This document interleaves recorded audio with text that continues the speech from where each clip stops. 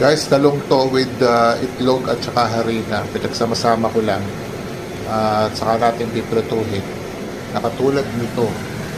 So, piniprito lang natin yan, guys. Para maging haluto at maging crispy. At saka natin titimplahin maya-maya. Gusto daw, guys.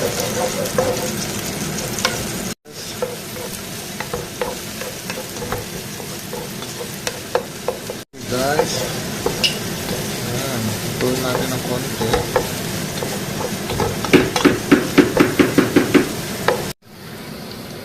Ayan, ha?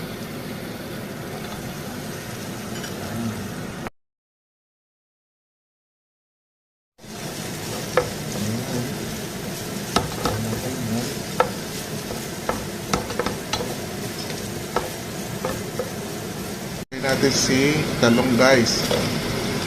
Yan, ha? Lagyan natin itong isa pa. Yan. Yan, halo-halo natin guys yan. At lalagyan natin na yung sarap.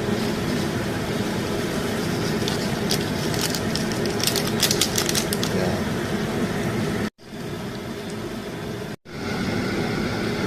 So, konting lemon sa halip na kalamansi.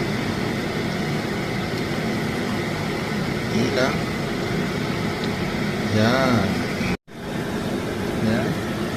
Hindi natin ang dami para masarap.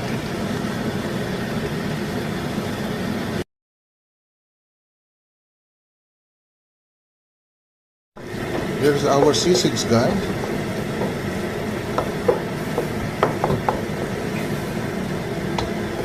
Look, yummy.